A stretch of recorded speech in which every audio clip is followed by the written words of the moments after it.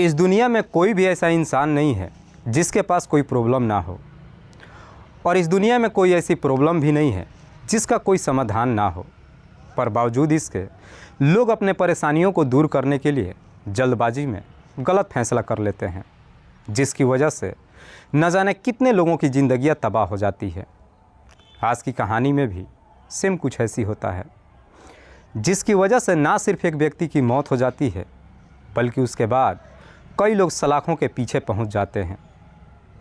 नमस्कार, आदाब, मैं हसमुद्दीन और आप देख रहे हैं सफ़र क्राइम तक।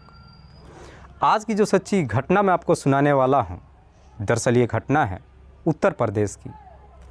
उत्तर प्रदेश का एक ज़िला पड़ता है कानपुर, और इसी कानपुर का एक थाना पड़ता है अरमापुर। अरमापुर थाने के अंतर्गत एक इलाका आता है कैलाश नगर। बात कर रहा हूँ मैं 14 मई 2017 की सुबह। दरअसल कुछ लोग जब मॉर्निंग वॉक पे निकलते हैं तो देखते हैं कि कैलाश नगर पुलिया के पास सड़क किनारे एक व्यक्ति का डेड बॉडी पड़ा है। शायद किसी ने उसकी बड़ी ही बेरहमी तरीके से हत्या कर दिया था। लोग जैसे इस तरह की नज़ारा देखते हैं, इस बात की जानकारी नज़दीकी थाने में देते हैं। इधर पुलिस को जैसे ही सूचना मिलती है, पुलिस अपने टीम के साथ घटनास्थल पर पहुंचती है और सबसे पहले डेड बॉडी को चेक करती है। तो मालूम चलता है कि उसके शरीर पे कई जगहों पे चोट और घाव के निशान थे। दरअसल उसके सर को एक भारी पत्थर से बुरी तरीके से कुचल दिया गया था। वो पत्थर भी उस डेड बॉडी के बगल में ही पड़ा था। पुलिस जब उस डेड बॉडी के बारे में वहाँ पे मौजूद लोगों से पूछताछ करती है तो कोई भी व्यक्ति उस डेड बॉडी का शिनाख्त भी नहीं कर पाता है। इसीलिए पुलिस उस डेड बॉडी के कपड़ों को चेक करती है तो उसके पॉकेट से एक पहचान पत्र और एक ड्राइविंग लाइसेंस मिलता है, जिस पहचान पत्र पर उसका नाम सुरेंद्र कुमार तिवारी लिखा था। सुरेंद्र जिसकी उम्र है लगभग 35 से 36 साल के आसपास। सुरेंद्र के पिता का नाम है नीरज कुमार तिवारी। सुरेंद्र जो मसावनपुर बस्ती का रहने वाला है। पुलिस को जैसे ही सुरेंद्र का पता मिल जाता है, पुलिस अपने 2 कांस्टेबल को सुरेंद्र के घर पे भेजती है। दोनों कांस्टेबल जब सुरेंद्र के घर पे पहुंचते हैं तो वहाँ पे उनकी मुलाकात एक लड़के से होती है। पुलिस उस लड़के से सुरेंद्र के बारे में पूछताछ करती है। लड़का कहता है कि साहब, सुरेंद्र कोई और नहीं बल्कि मेरे ही पापा हैं और मैं उनका सबसे बड़ा बेटा जय हूँ। जय जैसे ही अपनी परिचय दोनों कांस्टेबल को देता है, दोनों कांस्टेबल जय से कहते हैं कि तुम्हारे पिता की किसी ने हत्या कर दिया है और उनकी डेड बॉडी कैलाश नगर पुलिया के पास पड़ी है। जय को जैसे ही मालूम चलता है, जय ज़ोर ज़ोर से चीख कर रोने लगता है। जय दोनों कांस्टेबल से कहता है कि मेरे पिता रात को 10 बजे घर से निकले थे, लेकिन उसके बाद घर ही वापस नहीं आए। उसके बाद मैं अपने चाचा सर्वेश कुमार के साथ में अपने पिता की हर जगहों पर तलाश किया, लेकिन उनका कहीं कुछ पता नहीं चला। दोनों कांस्टेबल जय से उसके माँ के बारे में पूछताछ करती है। जय कहता है कि साहब, मेरी माँ का नाम है सुशीला देवी, जो इस वक्त अपने मायके में है। जय दोनों कांस्टेबल के साथ जब घटनास्थल पर पहुंचता है, उस डेड बॉडी को देखकर शिनाख्त कर लेता है, लेकिन उसके थोड़ी ही देर के बाद जय की माँ सुशीला भी वहां पहुंचती है। सुशीला जब अपने पति को इस हालत में देखती है, देखकर बेहोश हो जाती है। पुलिस कैसे भी करके सुशीला को नज़दीकी हॉस्पिटल में भेजती है। उसके बाद सुरेंद्र की डेड बॉडी को अपने कब्जे में लेकर पोस्टमार्टम के लिए भेज देती है। इधर सुशीला जैसे ही होश में आती है, पुलिस सुशीला से जय के हत्या के बारे में पूछताछ करती है। इस पर सुशीला पुलिस वालों को जवाब देती है कि साहब, मुझे शक ही नहीं है बल्कि पूरा यकीन है।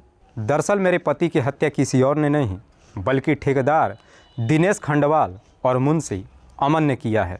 सुशीला जैसे ही दिनेश और अमन का नाम रखती है, पुलिस इन दोनों के बारे में सुशीला से पूछताछ करती है। सुशीला पुलिस वालों से कहती है कि साहब, इन दोनों ने लगभग 5 महीने पहले मेरे पति की बुरी तरीके से पिटाई किया था। पुलिस जैसे ही दोनों का नाम लेती है, पुलिस सुशीला के तहरीर पर धारा 302 के तहत अज्ञात अपराधियों के विरोध में मुकदमा दर्ज करती है और सबसे पहले दिनेश और अमन को अपने कस्टडी में लेकर थाने में पहुंच जाती है और फिर इन दोनों से सुरेंद्र की हत्या के बारे में पूछताछ करती है। ठेकेदार दिनेश और मुंशी अमन पुलिस वालों के एक ही जवाब देते हैं कि साहब, हमने सुरेंद्र की हत्या नहीं किया है। ये बिल्कुल सत्य है कि लगभग 5 महीने पहले हम दोनों के उसके साथ लड़ाई झगड़ा हुआ था, पर झगड़ा इतना भी बड़ा नहीं था कि उसकी हत्या कर दी जाए। पुलिस अपनी तमाम कोशिश कर लेती है, लेकिन इसके बावजूद भी दिनेश और अमन अपने सच्चाई नहीं कबूल करते हैं, जिसे लेकर के पुलिस को भी लगता है कि शायद दोनों सच बोल रहे हैं। इसीलिए पुलिस दिनेश और अमन को छोड़ देती है। लेकिन पुलिस भी सोच में पड़ जाती है कि आखिरकार सुरेंद्र की हत्या किसने किया है। पुलिस अपनी तमाम कोशिश कर लेती है, लेकिन इसके बावजूद भी अपराधियों का कहीं कुछ पता नहीं चलता है। इसीलिए पुलिस अब अपने खबरियों को काम पर लगा देती है। जैसे ही लगभग 2 से 3 दिन का समय गुजरता है, 17 मई को एक खबरी थाने में पहुंचता है और पुलिस वालों से कहता है कि साहब, सुरेंद्र की हत्या किसी और ने नहीं बल्कि उसी का बड़ा बेटा जय और उसकी माँ सुशीला ने किया है। इन दोनों को उठाकर इनसे पूछताछ कीजिए। खबरी इन दोनों का नाम ही नहीं बताता है, बल्कि इनके खिलाफ में कुछ सबूत भी पेश करता है। पुलिस इसी डिटेल्स के आधार पर जय और उसकी माँ सुशीला को अपने कस्टडी में ले लेती है और फिर सुशीला से उसके पति सुरेंद्र की हत्या के बारे में पूछताछ करती है। पहले तो ये दोनों इधर उधर की बात करते हैं, लेकिन पुलिस जैसे ही अपना शक्ति दिखाना शुरू करती है, आखिरकार सुशीला अपनी सच्चाई कबूल कर लेती है। लेकिन सुशीला जब इस हत्या की पूरी कहानी बताती है तो वाकई में इसे सुनने के बाद किसी को भी अपने कानों पर यकीन ही नहीं होता है। सुशीला जिसके पिता का नाम है रमेश चंद दुबे, रमेश चंद जो बिल्हौर थाना के अंतर्गत शिवधन गांव का रहने वाला है। रमेश चंद के टोटल 3 बच्चे हैं, जिसमें 2 बेटियां और 1 बेटा। बड़ी बेटी का नाम सुरभि, दूसरी बेटी सुशीला और सबसे छोटा बेटा अरुण। रमेश चंद जो एक सरकारी टीचर है और अपनी बड़ी बेटी सुरभि की शादी भी कर चुका है। लेकिन सुशीला जैसे ही जवानी के दहलीज पे कदम रखती है, रमेश चंद अपनी बेटी की शादी सुरेंद्र कुमार तिवारी से कर देता है। सुशीला जब शादी कर अपने ससुराल में जाती है, अपने पति के साथ खुशहाल तरीके से जीवन व्यतीत करती है, क्योंकि सुरेंद्र एक लेबर कॉन्ट्रैक्ट कंपनी में नौकरी करता है, ठीक ठाक पैसे भी कमाता है। पर शादी के जैसे ही 5 साल का समय गुजरता है, सुशीला के 2 बच्चे हो जाते हैं, जिसमें बड़ा बेटा का नाम जय और दूसरे बेटे का नाम पारस रखते हैं। पर सुशीला के दोनों बच्चे जब इस दुनिया में आ जाते हैं, उसके घर में खर्च बढ़ जाता है। घर में खर्चा तो बढ़ जाता है, लेकिन सुरेंद्र की कमाई में कुछ खास इजाफा नहीं हो पाता है, जिसकी वजह से उसके घर में परेशानियां आनी शुरू हो जाती है। सुरेंद्र अपनी तमाम कोशिश कर लेता है, लेकिन इसके बावजूद भी आमदनी में कुछ खास इजाफा नहीं हो पाता है, जिसकी वजह से अब सुरेंद्र टेंशन में रहने लगता है। अब सुरेंद्र अपने परेशानियों को दूर करने के लिए धीरे धीरे शराब पीने लगता है। लेकिन धीरे धीरे जब शराब पीना शुरू करता है, आखिरकार सुरेंद्र शराब का आदी हो जाता है। उसके बाद सुरेंद्र इस कदर से शराब का आदी हो जाता है कि अपनी कमाई का मैक्सिमम हिस्सा अपने शराब में ही उड़ा देता है। घर में जब परेशानियां बढ़नी शुरू हो जाती है, इसी बात को लेकर के सुरेंद्र और उसकी पत्नी के बीच में आए दिन हर छोटी मोटी बातों को लेकर झगड़े तकरार शुरू हो जाता है। इधर सुरेंद्र शराब के कुछ इस कदर से आदी हो जाता है कि शराब पीते वक्त ही सुरेंद्र की दोस्ती दीपक कठेरिया से हो जाती है। दीपक जिसकी उम्र है लगभग 26 साल के आसपास। दीपक और सुरेंद्र के बीच में जब दोस्ती होती है, दोनों एक साथ ही बैठकर अक्सर शराब पीते हैं। एक दिन सुरेंद्र दीपक को लेकर अपने घर पे आता है और दोनों एक साथ ही बैठ कर के शराब पीते हैं। लेकिन दीपक जब सुरेंद्र के घर पे जाता है और पहली बार उसकी पत्नी सुशीला को जब देखता है, तो सुशीला की खूबसूरती देख पहली नज़र में उसका दीवाना हो जाता है। उसके बाद दीपक अपने घर तो आ जाता है, लेकिन ठीक उसके 1 सप्ताह के बाद सुरेंद्र फिर से दीपक को लेकर अपने घर पे जाता है। लेकिन दीपक जब दूसरी बार सुरेंद्र के घर पे जाता है, उसकी पत्नी के तरफ अजीब निगाहों से ही नहीं देखता है, बल्कि कैसे भी करके सुशीला का मोबाइल नंबर ले लेता है। उसके बाद से दीपक और सुशीला के बीच में अक्सर फ़ोन के जरिए बातचीत होना शुरू हो जाता है। बातचीत करते करते आखिरकार दीपक और सुशीला के बीच में प्रेम प्रसंग शुरू हो जाता है। दीपक और सुशीला के बीच में जब प्रेम प्रसंग शुरू होता है, दीपक सुशीला की काफ़ी हद तक मदद भी करता है। उसके बाद से दीपक अब सुशीला से मुलाकात करने के लिए अक्सर उसके घर पे ही जाना शुरू कर देता है।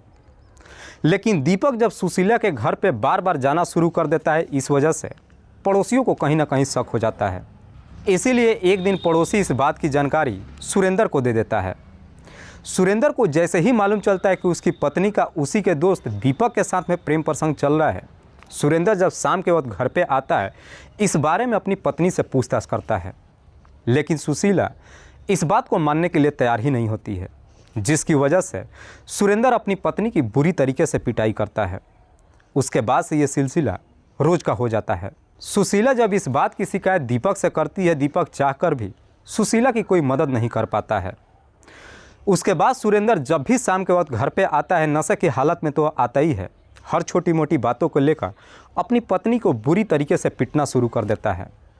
इस पिटाई से सुशीला इस कदर से तंग आ जाती है कि जब उसके बच्चे भी बचाने के लिए आते हैं, सुरेंद्र अपने बच्चों को भी बुरी तरीके से पिटाई करता है। इसीलिए गुस्से में आकर के सुशीला एक दिन अपने पति को इस दुनिया से हटाने का तय कर देती है। और सुशीला अपने पति को इस दुनिया से हटाने के लिए इस बारे में सबसे पहले अपने बड़े बेटे जय से बातचीत करती है। जय भी अपने पिता से इस कदर से नाराज़ हो चुका था कि अपनी माँ की बात मान लेता है। लेकिन सुशीला अपने पति को इस दुनिया से हटाने के लिए अपने इस षड्यंत्र में अपने प्रेमी दीपक को भी शामिल करती है। दीपक भी सुशीला की बात सिर्फ इसलिए मानने के लिए तैयार हो जाता है क्योंकि सुरेंद्र इन दोनों के रास्ते का रोड़ा बन चुका था।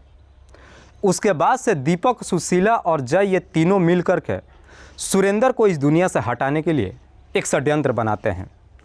इसी षड्यंत्र के तहत 12 मई 2017 को सुशीला अपने छोटे बेटे को लेकर के मायके में चली जाती है। 13 मई को दीपक मार्केट में जाता है और जाकर के मार्केट से कुछ नींद की गोलियां खरीद कर लाता है और लाकर जय को दे देता है। 13 मई 2017 को करीब 8 बजे के आसपास हर रोज़ की तरह सुरेंद्र जब अपने घर पे पहुंचता है, काफ़ी नशे की हालत में पहुंचता है। वो खाना नहीं खाता है। इसीलिए जय जब अपने पिता को दूध पीने के लिए देता है, उसी दूध में कुछ नींद की गोलियां मिला देता है, जिसे पीने के बाद सुरेंद्र तुरंत ही बेहोश हो जाता है। सुरेंद्र जैसे ही बेहोश हो जाता है, करीब रात्रि के 10 बजे के आसपास दीपक जय के घर पे पहुंचता, उसकी बाइक निकालता है और फिर दोनों मिल करके उसी बाइक पे सुरेंद्र को बिठाते हैं और उस घर से लेकर निकलते हैं। और फिर सुरेंद्र को लेकर के कैलाश नगर के पुलिया के पास पहुंचते हैं। वहां पे बाइक रोक कर के सुरेंद्र को बाइक से उतार करके सड़क किनारे लेटा देते हैं और फिर दोनों मिल करके एक सरिया से सुरेंद्र के ऊपर एक पर एक कई सारे वार करते हैं, जिसकी वजह से सुरेंद्र की घटनास्थल पे ही मौत हो जाती है। सुरेंद्र की जब मौत हो जाती है, उसके बाद उसका बेटा जय अपनी भड़ास निकालता है, बगल से एक पत्थर उठा कर लाता है और उसी पत्थर से सुरेंद्र के चेहरे को बुरी तरीके से कुचल देता है। उसके बाद से दोनों उसी रात को वापस अपने घर चले आते हैं। वाकई में सुशीला जब ये पूरी कहानी पुलिस वालों को बताती है, पुलिस सुशीला के तहरीर पर उसके प्रेमी दीपक को भी अपने कस्टडी में लेकर आती है। फिलहाल पुलिस ने इन तीनों आरोपियों को अपने कस्टडी में लेकर इन सब पे गंभीर धारा में मुकदमा दर्ज करके जेल भेज दिया है। दोस्तों, इस पूरी घटना के बारे में आप क्या सोचते हैं? आप अपनी राय हमें कमेंट बॉक्स में ज़रूर दीजिएगा। तब तक के लिए जय हिंद, जय भारत।